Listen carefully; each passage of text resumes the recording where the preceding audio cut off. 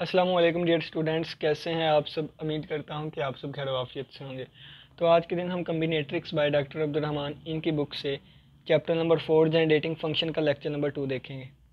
तो पहले भी मैंने लेक्चर नंबर 1 और 2 बनाया हुआ है, लेकिन मैं अगेन इसको करने की कोशिश कर रहा हूँ ताकि आप लोग को अच्छे से समझ आ सके। ठीक है, क्योंकि मैंने इन चीज़ों को स्किप कर दिया था। अब दोबारा इस चैप्टर को स्टार्ट कर रहा हूँ, तो दोबारा फर्स्ट सेकंड लेक्चर दोबारा बना रहा हूँ। आज के लेक्चर में हम एक्सटेंडेड बायनोमियल थ्योरम करेंगे। जो पहले मैंने बनाया था ना, उसमें थोड़ी सी मिस्टेक थी इस वजह से, क्योंकि बुक पे भी थोड़ी सी यानी कि ठीक तरीके से नहीं लिखा हुआ। तो मैं यहाँ पर आपको इसका प्रूफ भी करवाऊँगा जो कि आपकी बुक पे नहीं है, और चीज़ें समझाने की कोशिश करूँगा। तो चलिए आइए हम स्टार्ट करते हैं। एक्सटेंडेड बायनोमियल थ्योरम और एक्सटेंडेड बायनोमियल कोफिशिएंट को हमने स्टार्ट करना है। आपकी बुक में सबसे पहले, बुक में देख लो, आपकी बुक में सबसे पहले एक्सटेंडेड बायनोमियल कोफिशिएंट आता है। ठीक है, और फिर उसकी एग्जांपल्स आती हैं, फिर एक्सटेंडेड बायनोमियल थ्योरम आता है। ठीक है, तो मैं आपको थ्योरम से स्टार्ट करवाऊंगा, कोफिशिएंट खुद ब खुद हो जाएगा। तो चलिए आइए हम स्टार्ट करते हैं। सबसे पहले देख लें, x प्लस वाई है और इसकी पावर है n। ये हमारे पास बाइनोमियल थ्योरम होता है जो कि हम चैप्टर नंबर 2 में डिटेल से डिस्कस करके आए। वो पूरा चैप्टर इसके रिलेटेड था। ठीक है, ये कैसे इसके इक्वल है ये सारा हमने वहाँ पे डिस्कस किया था। एन सी ज़ीरो एक्स की पावर ज़ीरो और वाई की, एन सी ज़ीरो एक्स की पावर मैक्सिमम और वाई की minimum, plus n c one x की पावर में से एक कम कर दें और वाई की पावर एक बढ़ा दें, एन सी टू और एक्स की पावर में से मज़ीद एक कम कर दें, वाई की पावर में बढ़ा दें। सो ये चलता जाएगा कहाँ तक, एन सी एन एक्स की पावर ज़ीरो कर दें, वाई की मैक्सिमम कर दें। ठीक है, ये देखें। अब दो तरीके हैं। एक तो ये है कि y की जगह x लिखते हैं, x की जगह y, यानी कि इसको ऐसे कर दें। एक तरीका तो ये है। दूसरा तरीका ये है कि आप एंड पे जाके x की जगह y कर लीजिएगा, y की जगह पे x। ठीक है, तो आपकी मर्ज़ी, जैसे मर्ज़ी आप इस तरीके से लेके चलिएगा। मैं दूसरा तरीका आपको करवा देता हूँ। ठीक है, अगर मैं इसको क्लोज फॉर्म में लिखना चाहूँ तो ये आएगा समीशन एन सी आर और x की पावर n माइनस आर और y की पावर r। ठीक है, अगर मैं यहाँ पे देखूँ तो r की वैल्यू 0 1 2 3, तो ये r की वैल्यू 0 से स्टार्ट होकर कहाँ तक जा रही है, n तक जा रही है, तो ये आ जाएगा n। ठीक है, ये किसका फार्मूला है, ये x प्लस वाई और इसकी पावर n का फार्मूला है। ठीक है, x प्लस वाई इसकी पावर n का। लेकिन अगर यही फार्मूला मैं ऐसे लिखना चाहता y प्लस एक्स की पावर n, तो इसका फार्मूला होना था summation r is equal to 0 से लेके n तक और एन सी आर, और अब यहाँ पे x की पावर थी, अब यहाँ y की पावर n माइनस आर और x की पावर r। दोनों को एक्सपेंड करेंगे, आंसर सेम ही आएगा, क्योंकि बाइनोमियल के पहले वाले और लास्ट वाले ये कोफिशिएंट वगैरह सेम होते हैं। ठीक है, तो ये दोनों का आंसर सेम आएगा।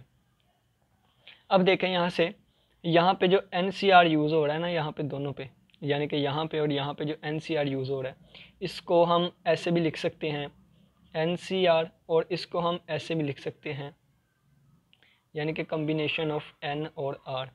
और ये चीज़ इक्वल होती है ऊपर वाले का फैक्टोरियल डिवाइडेड बाय नीचे वाले का फैक्टोरियल, और ऊपर वाले में से नीचे वाला माइनस कर दें इसका फैक्टोरियल। ठीक है, और ये किसके इक्वल होती है, NCR के। अब इसको डब्बे में बंद कर लेता हूँ, और इस चीज़ को हम क्या कहते हैं, बाइनोमियल कोफिशिएंट। इसको कहते हैं बाइनोमियल कोफिशिएंट। ठीक है, सेकंड चैप्टर में हम इसे बाइनोमियल कोफिशिएंट ही पढ़ के आए थे। लेकिन यहाँ पे हम डिफरेंस देखेंगे, यहाँ पे हम एक्सटेंडेड बाइनोमियल को थ्योरम देखेंगे। तो यहाँ पे जो आगे हम चीज़ डिस्कस करेंगे ना, वहाँ पे एक्सटेंडेड बाइनोमियल कोफिशिएंट आएगा। तो वो एक्सटेंडेड आएगा तो इसको ऑर्डिनरी का नाम दिया जाएगा। ये कौन सा है फिर, ये ऑर्डिनरी बाइनोमियल कोफिशिएंट है। ठीक है, अब देखें, अब मैं क्या करता हूँ, यहाँ पे मैं 1 पुट कर देता हूँ, क्या 1 सब्सटीट्यूट कर देता हूँ। तो x की जगह पे जब मैं 1 रखूँगा तो ये आ जाएगा 1 plus y raised power n। तो ये आ गया, यहाँ पे छोड़ें, यहाँ पे कर देता हूँ। ठीक है ना, इस वाले पे। तो इसी तरह y प्लस एक्स जो है इसकी पावर n इक्वल आ जाएगी समीशन r से लेके n तक, और एन सी आर और y की पावर n माइनस आर और x की पावर r। ठीक है, y की जगह पे 1 सब्सटीट्यूट कर दूँ तो ये आ जाएगा 1 प्लस एक्स की पावर n है, तो ये आ जाएगा समीशन r 0 से लेके n तक। ठीक है, और यहाँ पे आ जाएगा NCR, और ये हमारे पास आ गया y की पावर, y 1 था तो 1 की पावर n माइनस आर, 1 की पावर जितनी भी हो 1 ही आएगी, और ये आ जाएगा x की पावर r। ठीक है ना, ये हमारे पास चीज़ आ गई। अगर मैं इसको ओपन करना चाहूँ तो ये ओपन हो के हमारे पास आएगा NC0 और x की पावर 0 प्लस NC1 x की पावर 1 प्लस NC2 x की पावर 2 प्लस NC3 x की पावर 3 और प्लस ऑन कहाँ तक आ गया NCn x की पावर n। अब ये NC1 NC2 NC3 NCn इनको इस फार्मूले की मदद से ओपन करूँगा तो ये आएगा ऊपर वाले का फैक्टोरियल नीचे वाले का फैक्टोरियल ऊपर वाले में से नीचे वाला माइनस किया इसका फैक्टोरियल 7x की पावर 0। इसको ओपन करूँगा ऊपर वाले का फैक्टोरियल नीचे वाले का फैक्टोरियल ऊपर वाले में से नीचे वाला माइनस किया इसका फैक्टोरियल, ऊपर वाले का फैक्टोरियल नीचे वाले का फैक्टोरियल ऊपर वाले में से नीचे वाला माइनस किया इसका फैक्टोरियल और प्लस ऑन ये चीज़ चलती जाएगी NCn और x की पावर n तक। ठीक है, अब यहाँ से देखिएगा गौर करिएगा। अब इसको मैं कैसे करता, ये n है ना ऊपर n फैक्टोरियल, तो नीचे देखें तो नीचे भी 0 फैक्टोरियल 1 होता है, n में से 0 निकाला n ही आ जाएगा, नीचे आ गया n फैक्टोरियल। ठीक है, और x की पावर 0 1 होती है। प्लस आगे देखें तो ये n फैक्टोरियल है, नीचे n-1 फैक्टोरियल है, तो मैं ऊपर वाले n को n-1 का फैक्टोरियल लिख सकता हूँ और डिवाइडेड बाय n फैक्टोरियल और साथ आ जाएगा x। ठीक है, और प्लस जगह कम है इसलिए ऐसे लिख रहा हूँ। ये देखें अब ये n-2 फैक्टोरियल है, तो इस n को मैं 2 तक एक्सपेंड करूँगा तो ये आ जाएगा n multiply by n-1 n-2 इसका फैक्टोरियल डिवाइडेड बाय 2 का फैक्टोरियल है और n-2 का फैक्टोरियल और इसके साथ x किया है और प्लस ऑन ये सिस्टम चलेगा यहाँ तक। तो इसको ओपन करूँगा ये आ जाएगा n factorial divided by n factorial ऊपर वाले में से नीचे वाला माइनस किया, बल्कि इसको तो ओपन कर लेना चाहिए था। यहाँ पे ऊपर वाले का फैक्टोरियल नीचे वाले का फैक्टोरियल ऊपर वाले में से नीचे वाला माइनस किया इसका फैक्टोरियल, तो ये इससे कैंसिल हो गया तो ये आ गया 1/0 फैक्टोरियल। ठीक है, 1/0 फैक्टोरियल और x raised to power n यहाँ तक हमारे पास आ गया। अगर आप देखें तो ये चीज़ इसके साथ कैंसिल, यहाँ पे आ गया 1। ठीक है, और प्लस ये चीज़ इसके साथ कैंसिल तो आ गया हमारे पास nx। ठीक है, और यहाँ पे अगर हम डिस्कस करेंगे तो ये आ जाएगा प्लस n-1 और ये चीज़ इसके साथ कैंसिल और बटे में हमारे पास 2 फैक्टोरियल आ गया और ये आ गया साथ x स्क्वायर। इससे आगे वाले टर्म में देखूँ तो वो हमारे पास आएगी, इससे आगे वाली टर्म आएगी n multiply by n-1 n-2 x cube divided by 3 factorial और प्लस ऑन कहाँ तक गया 0 फैक्टोरियल 1 होता है, 1/1 1 हो गया और x की पावर n। ठीक है, ये हमारे पास किसका आंसर आ गया, ये हमारे पास आंसर आया 1 plus x raised to power n, ये इसका आंसर आ गया। ठीक है, लेकिन यहाँ पे अगर हम थोड़ा सा गौर करें ना कि ये इसी चीज़ को आगे प्रोसीड करके लेके आए हैं, इसी चीज़ को आगे प्रोसीड करके लेके आए हैं। यहाँ पे जो n जो r थे ना ये नॉन नेगेटिव इंटीजर्स होते थे। ठीक है, यहाँ पे n जो r होते थे ना ये r की बात करूँ तो r जो था ना ये r ये 0 से लेके n तक होता था। ठीक है, ये मार्कर को क्या हो गया, हम 1 मिनट, यहाँ पे जो हमारे पास n और r होता था ये नॉन नेगेटिव इंटीजर्स होते थे। r की जो वैल्यू है ये ग्रेटर देन इक्वल होती थी 0 से और लेस देन इक्वल होती थी n से। ठीक है, और n यहाँ पे क्या होता था, पॉजिटिव इंटीजर था। ठीक है, अब लिख देता हूँ non negative integer, non negative integer. ठीक है, ये वाली चीज़। अब यहाँ तक तो मेरे पास ये बाइनोमियल थ्योरम का ही सारा आ गया। क्या चीज़ आ गई, बाइनोमियल थ्योरम आ गई। ठीक है, यहाँ पे बाइनोमियल थ्योरम का क्या है कि ये यहाँ एक जगह पे जाकर ख़त्म हो जाता है और यहाँ पे n क्या है, n की वैल्यू हमेशा पॉजिटिव ही हो सकती है, n की वैल्यू हमेशा पॉजिटिव ही हो सकती है। ये सारा कंसेप्ट मैंने आपको दूसरे चैप्टर वाला बनाया। अब मैं जाने लगा हूँ एक्सटेंडेड बाइनोमियल पे। एक्सटेंड का मतलब होता है बढ़ा देना। अब मैं कहता हूँ कि n की वैल्यू नेगेटिव भी हो सकती है, तो अगर मैं n की वैल्यू नेगेटिव रखूँगा तो उस वक्त क्या होगा वो हम देखते हैं। ठीक है, तो जब मैं n की वैल्यू, अब ये प्रूव हो रहा है सारा। ठीक है, अब मैं कहूँगा कि अगर मैं n की वैल्यू नेगेटिव रखूँ तो उस वक्त क्या होगा, तो n की वैल्यू नेगेटिव करके देखते हैं। तो 1 प्लस x और इसकी पावर माइनस n कर दी मैंने। ठीक है, तो ये 1 प्लस n की जगह माइनस n आ जाएगा और x प्लस इसी तरह माइनस n और ये आ जाएगा माइनस n माइनस 1 और डिवाइडेड बाय 2 फैक्टोरियल। इस मार्कर से बहुत ज़्यादा बड़ा लिखा जा रहा है, तो ये हमारे पास आ जाएगा 1 प्लस x इसकी पावर माइनस n, ये आ जाएगा 1 प्लस n की जगह माइनस n आ जाएगा, x प्लस n की जगह माइनस n और minus n minus 1 over 2 factorial, ज़्यादा नहीं जाते। ठीक है, प्लस ऑन यहाँ पे हमारे पास x रेज़्ड टू पावर हमारे पास आ जाएगी माइनस n। ठीक है, और x रेज़्ड टू पावर हमारे पास आ गई माइनस n। ठीक है, लेकिन हम यहाँ पे माइनस n पुट कर नहीं सकते यानी कि देखें कि मैंने यहाँ से ये चीज़ लिख ली ना, लेकिन ये अगर मैं कहूँगा ना ये मैंने लिख ली तो ये गलत है। क्यों गलत है? इस वजह से ही गलत है क्योंकि मैं जो है वो n की नेगेटिव वैल्यू नहीं था ले सकता। अब अगर मैंने नेगेटिव वैल्यू लेनी है, यानी कि अगर मैंने इसका आंसर निकालना है, तो फिर इसका आंसर मैं कैसे निकालूंगा?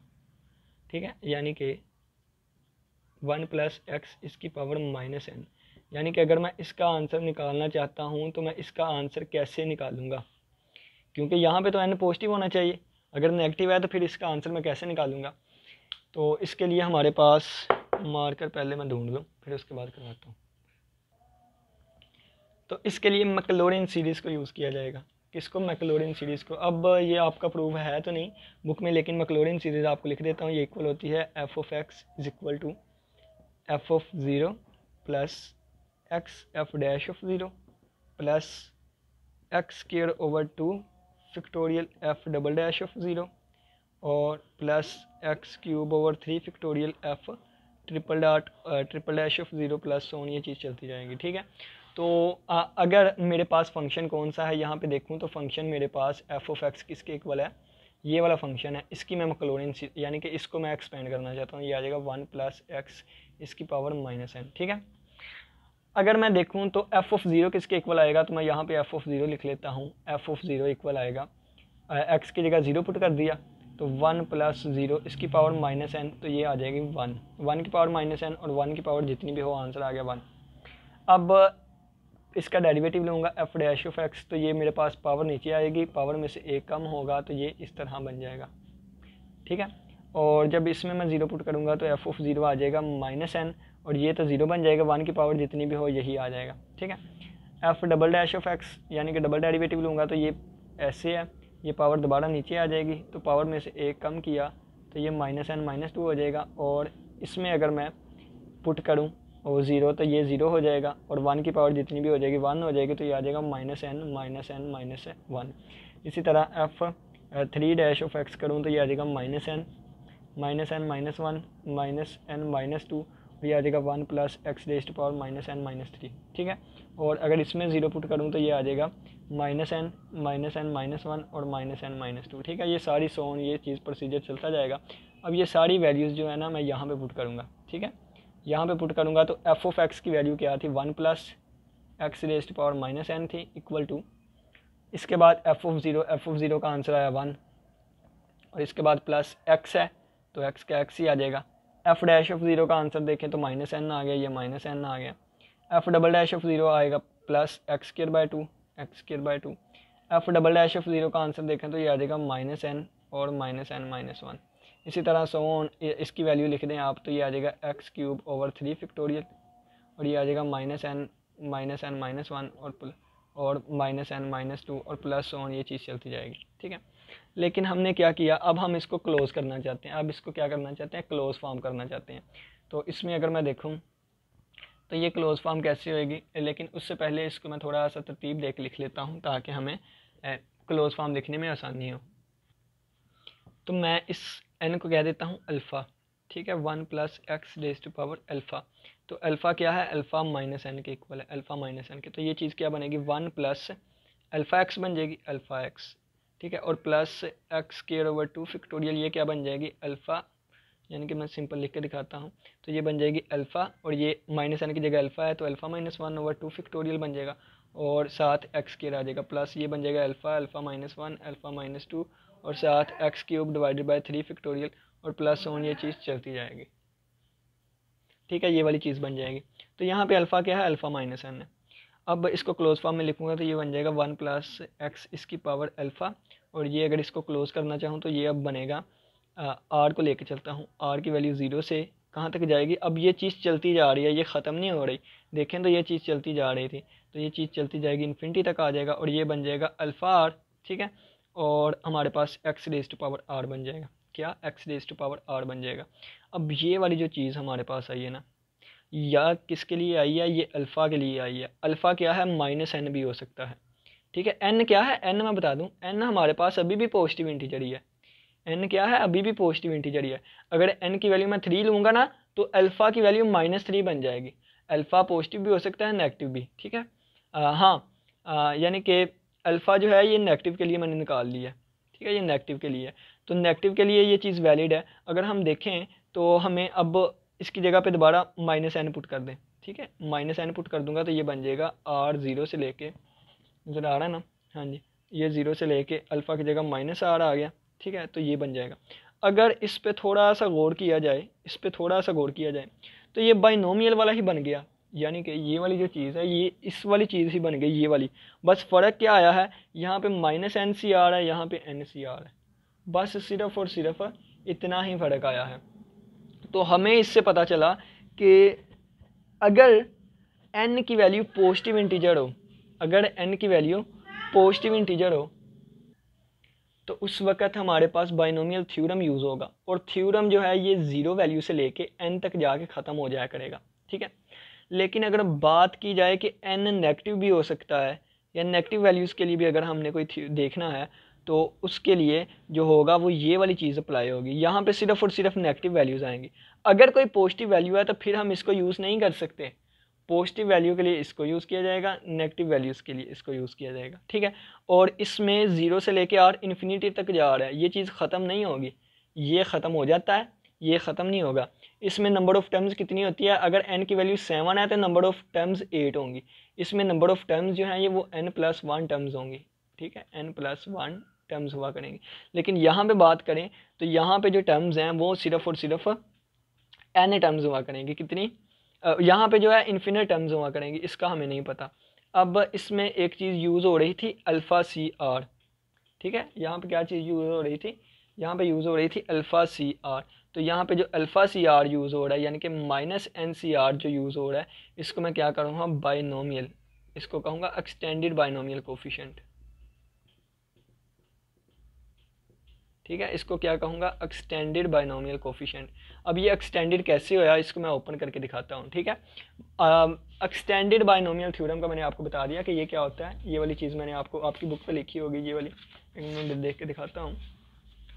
तो ये देखें, अब यहाँ पे आपकी बुक पे क्या मिस्टेक की गई है, तो जिस वजह से मेरा पीछे वाला लेक्चर जो मैंने पहले लेक्चर नंबर 2 रिकॉर्ड करवाया था तो उसमें यही मुझे प्रॉब्लम आई थी, और मैं अगेन इसलिए कर रहा हूँ कि देखें यहाँ पे r की वैल्यू 0 से n तक लिखी हुई है, यहाँ भी r की वैल्यू 0 से लेके n तक लिखी हुई है, ठीक है, लेकिन ये सोन चलता जा रहा है, चलता जा रहा है। ये कैसे पॉसिबल है कि यहाँ पे r की वैल्यू 0 से n तक लिखी गई है और यहाँ पे ये चलता जा रहा है, कैसे पॉसिबल है r की वैल्यू 0 से n तक, जब n वाली वैल्यू पुट करनी थी उस वक्त हमारी ये रुक जानी थी, लेकिन ये तो चलती जा रही है। तो इस वजह से मेरा जो पीछे वाला लेक्चर है वो मैं अगेन इस पे लेक्चर कर रहा हूँ, पहले मैंने इसको फॉलो करते हुए करवाई थी चीज़ें, लेकिन ये चीज़ थोड़ी सी गलत है, इसको आप ठीक कर लीजिएगा। अब यहाँ पे लिखा गया है कि x का मोड जो है वो लेस देन 1 होना चाहिए, ठीक है, x का मोड जो है ये लेस देन 1 होना चाहिए। तो इसके बारे में आपको थोड़ा सा बता दूँ, x का मोड लेस देन 1 क्यों, इस वाली चीज़ को पकड़ लें, ये वाली सीरीज जो जा रही है, तो यहाँ पे बाकी चीज़ें कांस्टेंट है, वेरिएबल कौन सा है, x वेरिएबल है ना, यहाँ पे x की पावर 0 थी, यहाँ पे x की पावर 1 हो गई, यहाँ पे x की पावर 2 हो गई, यहाँ पे x की वैल्यू पावर 3 हो गई, इसी तरह x की पावर 4 होगी, 5 होगी, 6 होगी, x की पावर जो है वो बढ़ती जाएगी, और सो ऑन एंड पे जाके x की पावर कितनी होगी, x की पावर r है ना, x की पावर कितनी है, r है, तो r की वैल्यू मैक्सिमम कितनी होगी, तो r की वैल्यू इन्फिनिटी लिखी हुई है, कितनी, x की पावर इन्फिनिटी लिखी हुई है, इन्फिनिटी।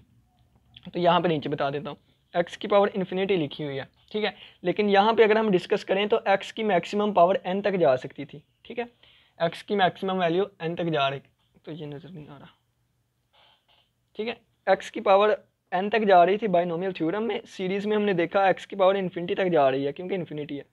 अब x की वैल्यू फ़र्ज़ किया मैं 2 ले लेता हूँ, तो 2 की पावर इन्फिनिटी हो जाएगा, तो ये सम, तो ये जो इसका सम आएगा वो तो हमारे पास डाइवर्ज कर जाएगा, यानी कि एक फाइनाइट नंबर आ ही नहीं रहा। अगर x की वैल्यू मैं 3 ले लूँगा तो फिर भी ये फाइनाइट पहुँच जाएगा, 5 ले लूँगा तो इन्फिनिट नंबर आएगा, यानी कि इन्फिनिटी आएगा, ठीक है।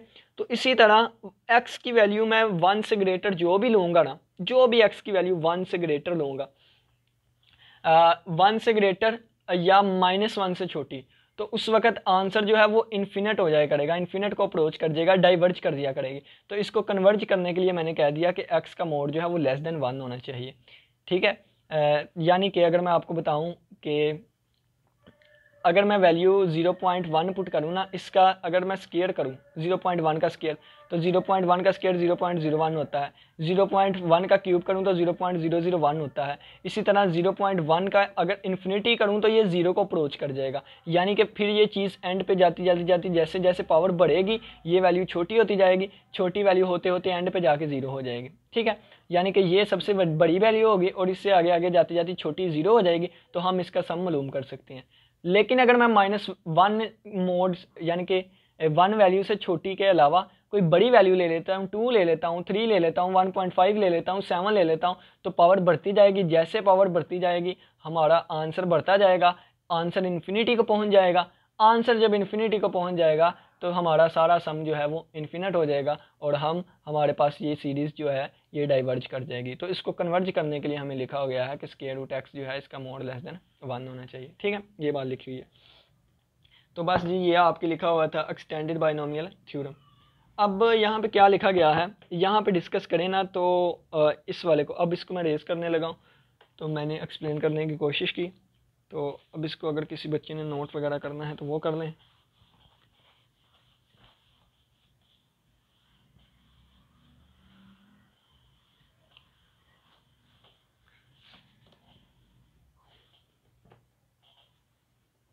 अब देखिएगा बच्चे एक और बात, वो ये है कि NCR को क्या कहेंगे, ऑर्डिनरी बाइनोमियल कोफिशिएंट। ठीक है, बाइनोमियल कोफिशिएंट। और हमने कहा था अल्फ़ा -n के बराबर है, तो अल्फ़ा r जो है ये -NCR बनेगा। ठीक है, -NCR बनेगा। तो ये हमारे पास क्या होता है, extended binomial theorem, extended binomial coefficient, extended binomial coefficient. Main बात जो है ना वो आपने याद रखनी है कि इसमें ये वैल्यू नेगेटिव है और इसमें ये वैल्यू क्या है, पॉजिटिव वैल्यू है। अब हम इन दोनों में क्या देखने लगे हैं, रिलेशनशिप देखने लगे हैं। रिलेशनशिप मतलब ये कि ये वाली नेगेटिव वैल्यू रहेगी, लेकिन हम इसका आंसर एक ऐसी वैल्यू में निकाल लेंगे कि वो हमारे पास, यानी कि इसका आंसर अब हम एक ऐसी वैल्यू में लेके आएंगे कि उसका आंसर यानी कि उसका NCR जो है वो n पॉजिटिव बनता हो। ठीक है, तो चलिए आइए इसको डिस्कस करते हैं। इसको डिस्कस करने से पहले मैं इसके बारे में बता दूं कि अल्फ़ा CR किसके इक्वल होता है। ठीक है, अल्फ़ा CR किसके इक्वल होता है, अल्फ़ा CR जो है ये चीज़ किसके इक्वल होती है। तो बच्चों देखें कि अगर फ़र्ज़ किया मेरे पास NCR लिखा हुआ है ना, NCR, अगर मैं इसको ओपन करना चाहूँ तो ये n factorial over r factorial over n minus r इसका फैक्टोरियल होता है। इसका मतलब क्या है मैं आपको थोड़ा सा बताता हूँ। फ़र्ज़ किया है मुझे 6C2 फाइंड करना है ना, 6C2 फाइंड करना है। ठीक है, तो आप क्या करें, पहले 2 का फैक्टोरियल लिख दें, क्या 2 का फैक्टोरियल लिख दें और ऊपर 6 लिख दें। 6 हमने लिख दिया, 2 का फैक्टोरियल लिख दिया। अब नीचे क्या है, 2 है, कितना है 2 है, तो 2 से 1 कम करें कितना हो जाएगा, 2 से 1 कम करें तो 1 हो जाएगा, तो 1 दफ़ा इसको एक्सपेंड कर दें, बस ये इसका आंसर आ जाएगा। बस 2 एक बार 2, 2 3 बार 6, तो 15 इसका आंसर आ गया। अब दोबारा मैं एक और बताता हूँ एग्जांपल। फ़र्ज़ किया 8C4 है ना, तो मैं इसको कितना एक्सपेंड करूँगा, नीचे 4 फैक्टोरियल आ जाएगा और इसको मैं 4 टाइम्स एक्सपेंड करूँगा, यानी 7 6 5, बस इसको कैलकुलेट कर लें, आंसर आ जाएगा। 4 का फैक्टोरियल 4 3 2 होता है, तो 4 2 बार 8, 3 2 बार 6 और 5 2 बार 10, 70 आंसर आ जाएगा। ठीक है, अब इसी को करने का एक ये भी तरीका है। 4C8 है ना, तो आप नीचे 4 का फैक्टोरियल लिख दें और यहाँ पे 8 लिख दें। अब 4 से 1 कम करें कितना आएगा, 3, तो 3 तक इसको हम नीचे को ले जाएंगे, यानी कि 6 और 5। ठीक है, ये वाला तरीका। अब इसी तरह अगर मैं NCR की बात करूं तो नीचे हमारे पास आ जाएगा R फैक्टोरियल, क्या आ जाएगा, R फैक्टोरियल आ जाएगा। और ऊपर वाले की बात करूं यानी कि अल्फ़ा CR की बात करते हैं ना, अल्फ़ा CR की, तो नीचे हमारे पास आ जाएगा R फैक्टोरियल, क्या आ जाएगा, R फैक्टोरियल। और ऊपर हमारे पास अल्फ़ा लिख दिया और अल्फ़ा कम होते होते कहाँ तक जाएगा, इससे एक कम, इसमें से एक कम ये है, तो ये आ जाएगा अल्फ़ा -1, अल्फ़ा -2 और सो ऑन कहाँ तक जाएगा, अल्फ़ा -R-1 तक।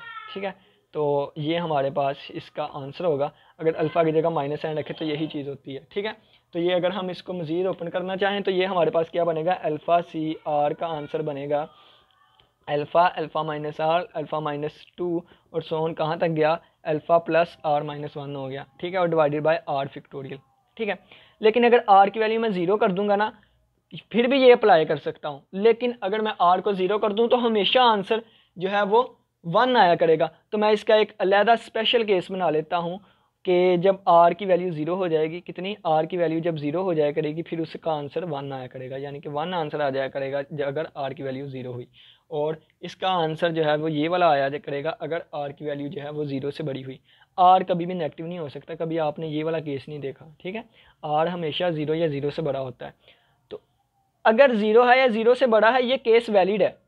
लेकिन आपकी आसानी के लिए, आसानी से याद रखने के लिए उन्होंने क्या किया है, उन्होंने इसका एक लैदा कर दिया है कि जब भी r 0 हो जाए कैलकुलेट करने की ज़रूरत नहीं है, डायरेक्ट 1 लिख दीजिएगा। और अगर r 0 से बड़ा होगा तो उस वक्त ये वाला फार्मूला होगा, ठीक है। तो इस वाले चीज़ को हम क्या कहते हैं, एक्सटेंडेड बायनोमियल कोएफिशिएंट, एक्सटेंडेड, ठीक है, एक्सटेंडेड बायनोमियल कोएफिशिएंट, ठीक है। और यहाँ पे अल्फ़ा जो है ये -n भी हो सकता है, ठीक है। तो ये वाली चीज़, और यहाँ पे r की वैल्यू बताई जा रही है, r greater than equal to 0 होगा, ठीक है। ये वाली चीज़ें थी। अब हमने रिलेशनशिप देखना था किसका, NCR यानी कि पॉजिटिव वाले का और नेगेटिव वाले का। अब हम रिलेशनशिप देखने लगे हैं, किसका, पॉजिटिव वाले का और नेगेटिव वाले का हम रिलेशनशिप देखना चाहते हैं। तो ये क्या लिखा गया है, ये हमारे पास NCR है, ठीक है, -NCR है, -NCR है। तो यानी कि अल्फ़ा CR का ही फार्मूला लिख लेता हूँ, अल्फ़ा CR का। तो आ जाएगा alpha, alpha -1, alpha -2, so on कहाँ तक गया, अल्फ़ा -R-1। जब इसको ओपन करूँगा तो ये हमारे पास बन जाएगा अल्फ़ा -R+1, ठीक है, और डिवाइडेड बाय R का फैक्टोरियल था, ठीक है ना। अब इसकी जगह पे -n रख दो तो -NCR आ जाएगा, इज इक्वल टू -n आ जाएगा, -n-1 आ जाएगा, -n-2 आ जाएगा, सो ऑन करता गया, -n -R+1, और इसके नीचे हमारे पास R फैक्टोरियल आ जाएगा, ठीक है। अब ये देखें ये कितनी टर्म्स हैं, फ़र्ज़ किया मैं आपको बताता हूँ। तो 1 मिनट, अजान हो रही है, हम कंटिन्यू करते हैं। ये आपको ऊपर से नज़र नहीं आ रहा, चलिए जी हम इसको दोबारा देखते हैं। यहाँ से नज़र आ जाएगा ना, हाँ जी ठीक है। ये देखें कि मैं अगेन चीज़ों को रिपीट कर देता हूँ क्योंकि अभी हमारे पास वीडियो में थोड़ा सा टाइम है। तो 1 + x⁴n जो है ना, अगर ये करना चाहें तो ये हमारे पास आता था, r की वैल्यू 0 से n तक जाएगी, NCR आएगा, और यहाँ पे x⁴r आ जाएगी। और NCR जो है इसका फार्मूला होता था n factorial over r factorial n minus r का फैक्टोरियल, ठीक है। और आप इसको, हाँ बस सही है ये वाली चीज़। और आप इस चीज़ को ऐसे भी लिख सकते थे n-1 और सो ऑन n-2 और सो ऑन कहाँ तक गया, n-r+1 तक गया, और नीचे आ गया r फैक्टोरियल। ये चीज़ ऐसे भी लिखी जा सकती है, ठीक है, ये इसके इक्वल है। लेकिन जब मैंने इसको एक्सपेंड किया ना, यानी कि इसकी पावर -n मैंने कर दी, तो ये वाली चीज़ बन गई r 0 से लेके इन्फिनिटी तक, और -NCR बन गया, और x⁴r। इसका जो कोफिशेंट आ रहा था ना, यानी कि इस चीज़ का जो कोफिशेंट आ रहा था वो इस तरह से आ रहा था, ठीक है ना। इसका जो कोफिशेंट आ रहा था ना वो इस तरह से आ रहा था। तो इस कोफिशेंट को मैंने क्या नाम दिया, इस वाले कोफिशेंट को मैंने कह दिया ये एक्सटेंडेड बायनोमियल, ये चीज़ क्या है, एक्सटेंडेड बायनोमियल कोफिशेंट है, ठीक है। और अगर ये मैं बंद करके देखना चाहूँ तो ये किसके इक्वल था, ये -NCR के था, ठीक है, ये -NCR के था। अब इन दोनों में मैं रिलेशन देखने लगा हूँ कि इन दोनों में अब क्या रिलेशन आएगा, ठीक है। तो ये -NCR है, ये -NCR, इनमें से -1 जो है वो कितने टाइम्स कॉमन आएगा, तो ये R टाइम्स कॉमन आएगा। ये R टर्म्स हैं, R टर्म्स हैं, कितनी R टर्म्स हैं। अब R टर्म्स कैसे हैं ये मैं आपको थोड़ा सा बता देता हूँ। फ़र्ज़ किया कि मैं 7C3 लेना चाहता हूँ, ठीक है। तो मैंने आपको बताया ना, नीचे वाले का फैक्टोरियल लिख दें और ये आ जाएगा 765, ठीक है।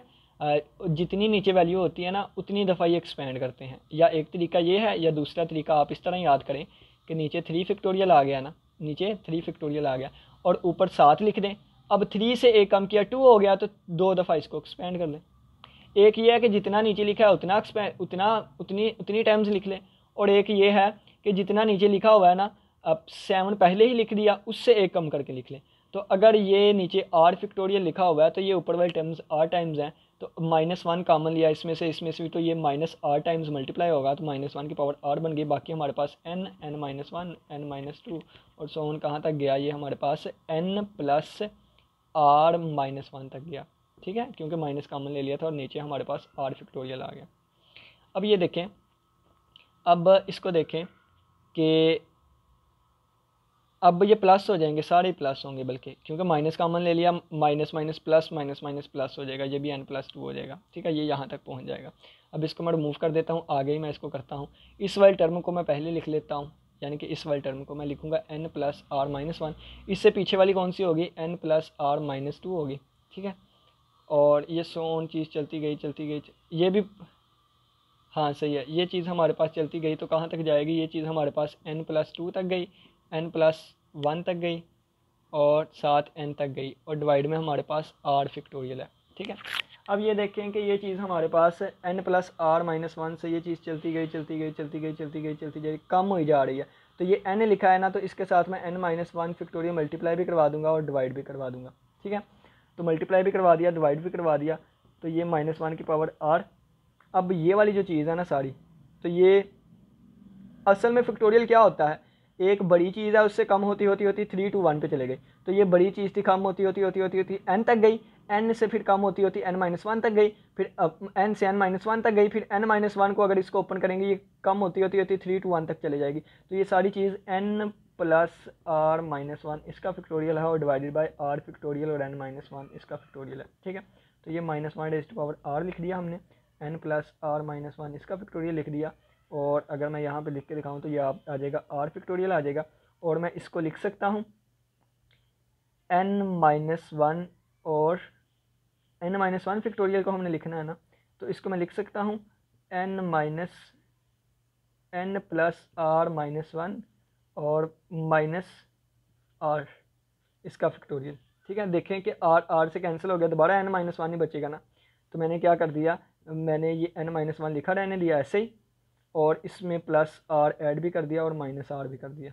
ठीक है, तो ये बन गया -1 की पावर r, और ये ऊपर मैं देखूँ तो बन गया n+r-1 इसका फैक्टोरियल डिवाइडेड बाय ऊपर वाले का फैक्टोरियल डिवाइडेड बाय ऊपर वाले में से नीचे वाला माइनस करूँगा इसका फैक्टोरियल। ठीक है, तो ये कम्बिनेशन की डेफिनेशन लग गई, इसके ऊपर किसकी कम्बिनेशन की डेफिनेशन लग गई, तो ये हमारे पास बन जाएगा -1 की पावर r, और ये बन गया n+r-1c r। ठीक है, अब ये ऑर्डिनरी कम्बिनेशन है। ठीक है, ऑर्डिनरी बाइनोमियल कोफिशिएंट है, और ये किसको एक्सपेंड करते हुए आया, इसको एक्सपेंड करते हुए आया, और ये हमारे पास क्या है, ये हमारे पास एक्सटेंडेड बाइनोमियल कोफिशिएंट है। एक्सटेंडेड बाइनोमियल कोफिशिएंट के साथ अगर -1 की पावर, यानी कि ये इक्वल किसके होगा, ये वाला ऑर्डिनरी बाइनोमियल कोफिशिएंट, और इसके साथ -1 की पावर r लगा देंगे। यानी कि मेन मकसद ये था कि हमने इससे माइनस का बाहर निकालना था, तो ये कैसे आएगा, ये ऐसे बाहर आ जाएगा, लेकिन यहाँ पे फिर ये वाली चीज़ बच जाएगी। ठीक है, अब ये फार्मूला इतना ज़्यादा इंपॉर्टेंट है, इसकी बिना पर हम आगे बहुत से क्वेश्चंस करेंगे। ठीक है, तो ये आप लोग को ऊपर से नज़र नहीं आ रहा था, तो ये लें। ठीक है, तो अब मैं इनको रिमूव करके आपको कुछ एग्जांपल्स करवाता हूँ, जिससे आपको अच्छे तरीके से समझ आएंगे। ठीक है, डिफरेंट एग्जांपल्स हैं, बस तरतीब नहीं लगी मेरे से आज के लेक्चर की, वगैरह बाकी मुझे पता है कि मैंने अच्छे यानी कि नॉर्मल से समझाई दी।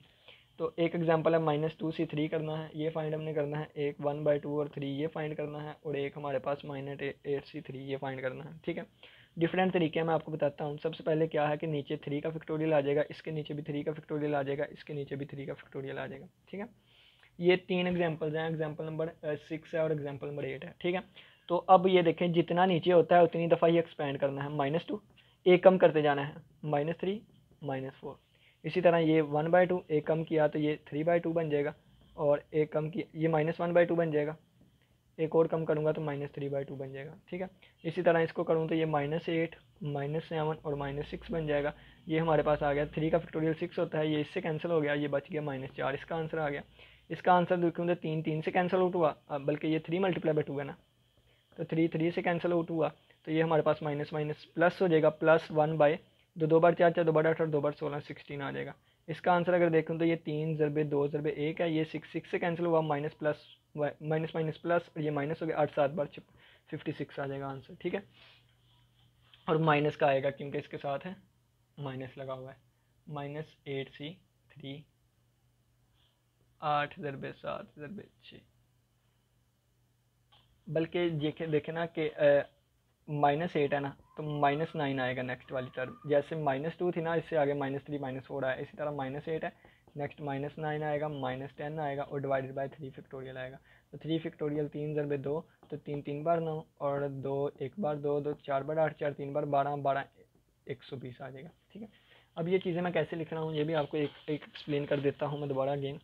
-2c3 है ना, तो इसके लिए जो फार्मूला हमने पढ़ा है वो ये है कि अल्फ़ा सी आर किसके इक्वल होगा, अल्फ़ा -1 अल्फ़ा -2 सो ऑन कहाँ तक जाएगा, अल्फ़ा -r+1 और डिवाइडेड बाय आर फैक्टोरियल। ठीक है, तो सबसे पहले देखें अल्फ़ा की वैल्यू -2 है, तो नीचे तो हमारे पास 3 फैक्टोरियल आ जाएगा। अब -2 को कम करते जाएंगे, कितनी टर्म्स आएंगे, 3 टर्म्स आएंगे, तो ये आ जाएगा -2 -2 -1 -2 -2 आ जाएगा। ये बन गया -2 -3 -4 और नीचे हमारे पास बन गया 3 × 2 2 2 से कैंसिल 3 3 से कैंसिल माइनस माइनस प्लस और माइनस माइनस तो -4 आंसर आ गया। ठीक है, एक तरीका ये है इसको सोल्व करने का। दूसरा तरीका देखिएगा, दूसरा तरीका मैं बताने लगा वो ये है कि -NCR जो है ये इक्वल होता है -1r और n+r-1/r, जो भी अभी हमने रिलेशन देख किया है। ठीक है, तो n की जगह क्या है, n की वैल्यू 2 है, r की वैल्यू 3 है। ठीक है, माइनस का माइनस लगा हुआ है, n की वैल्यू ये है, तो ये -2c3 क्या आएगा, -1 इसकी पावर r कितनी है, 3 है, इसकी पावर 3 आ जाएगी और n+r 3 + 2 5 और -1c3 आ जाएगा। ठीक है, तो -1 की पावर 3 माइनस ही होता है। ठीक है, 5 में से 1 निकाले 4, तो यहाँ पे मैं 4 लिख दूंगा, 4c3 आ जाएगा, तो ये आ जाएगा हमारे पास -4, नीचे 3 फैक्टोरियल आ जाएगा, इसको 3 तक लेके जाऊंगा 4 3 2, तो 3 का फैक्टोरियल 3 × 2 ये इसके साथ कैंसिल आउट हुआ, तो हमारे पास आंसर आ गया -4। ठीक है, तो ये देखें आंसर सेम आएगा जैसे मर्जी, 2 तरीके आपको बता दिए। इसी तरह आपकी एग्जांपल नंबर जो 8 एग्जांपल नंबर 8 है -8c3, इसको भी करने के 2 तरीके वही बता देता हूँ, अल्फ़ा -1 अल्फ़ा -2 और डिवाइडेड बाय ये 3 का फैक्टोरियल। ठीक है, ये बन जाएगा हमारे पास -8 -9 -10 डिवाइडेड बाय 3 × 2 और 2 4 बार 8 और 3 3 बार 9 4 3 बार 12 और 12 10 बार 120 और माइनस माइनस प्लस और प्लस माइनस माइनस माइनस 120 आ जाएगा। ठीक है, दूसरा तरीका ये है -8c3, तो ये r की वैल्यू है, ये n की, -1 की पावर r 3 होता है, n+r 8 3 11 11 में से 1 निकाले 10, तो 10c3 आ जाएगा। ठीक है, 10c3, तो ये आ जाएगा -10c3 क्योंकि -1 की पावर 3 जो है वो। ठीक है, तो ये माइनस, अब इसको कैसे ओपन करेंगे, 10 × 9 × 8 और नीचे 3 का फैक्टोरियल 3 × 2 × 1, तो ये देखिए 3 3 बार 9 2 1 बार 2 2 2 बार 4 3 2 बार 6 2 4 बार 8। ठीक है, तो 1 बार 2 2 4 बार 4 3 बार 12 120 -120 आंसर। ठीक है, ये एग्जांपल्स थी। वीडियो तो लेंथी हो गई है, 4 मिनट रह गए, जल्दी जल्दी मैं आपको ना इससे आगे वाली एग्जांपल भी करवा देता हूँ। ठीक है ना, वो कह रहे हैं कि इसको ना जनरेटिंग फंक्शन लिखें, 1 + x⁻n जो है 1 - x इसकी (-n). अब ये देखें, इसका कह रहे हैं जनरेटिंग फंक्शन लिखें, ये खुद ही जनरेटिंग फंक्शन है, बल्कि हम इसकी कोई और फॉर्म लिखने लगे हैं। ठीक है, तो कैसे लिखेंगे इसकी फॉर्म, अब हम लिखने लगे हैं, वो कैसे लिखेंगे, 1 + x की पावर (-n).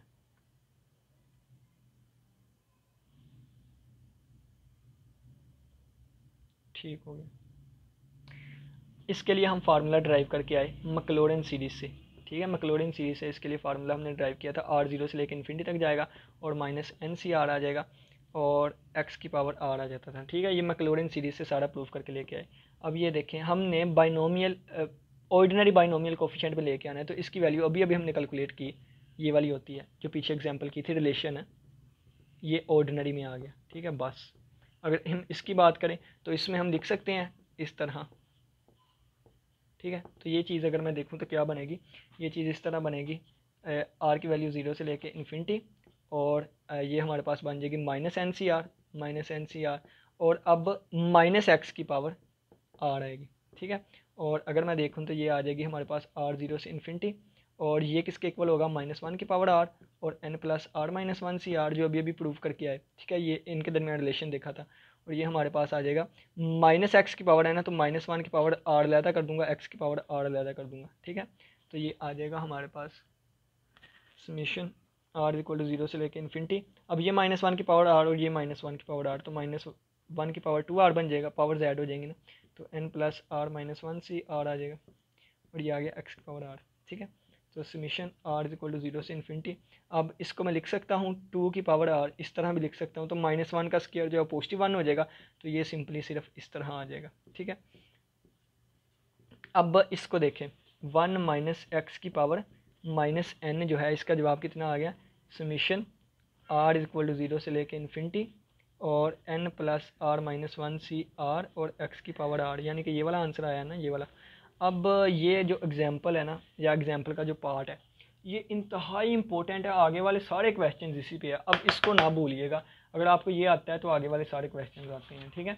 तो इसको ना भूलिएगा आप, ठीक हो गया। तो नेक्स्ट लेक्चर में हम नेक्स्ट चीज़ें देखने की कोशिश करेंगे। अब इसको इंपॉर्टेंट चीज़ें मैं आपको बता देता हूँ कौन कौन सी इंपॉर्टेंट चीज़ें हैं, समरी दे देता हूँ छोटी सी, ठीक है।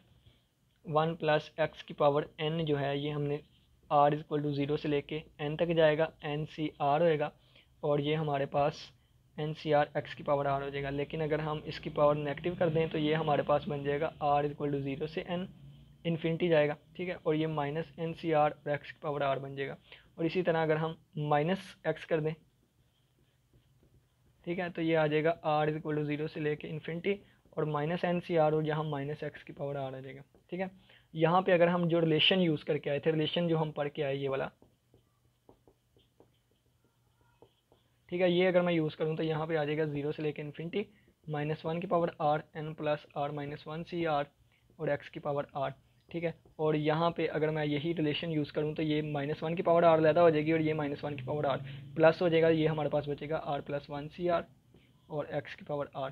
और ये इंपॉर्टेंट प्रूव है, आज के लेक्चर में हमने यही चीज़ें निचोड़ देखा और एक दो एग्जांपल सॉल्व करने की। और हाँ, ये भी मैं आपको बता दूं कि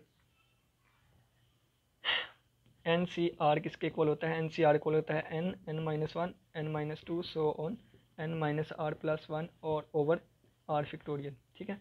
लेकिन अगर मैं यहाँ पे अल्फ़ा लगा दूँ तो अल्फ़ा आ जाएगा, अगर यहाँ पे माइनस लगाऊँ यानी कि minus n c r find करना चाहूँ तो ये minus n minus 1 minus n minus 2, so on minus n minus r minus 1 plus 1 और ये डिवाइडेड बाय आर फैक्टोरियल आ जाएगा। अगर इसकी जगह अल्फ़ा कर दूँ तो फिर ये अल्फ़ा बन जाएगा, ठीक है।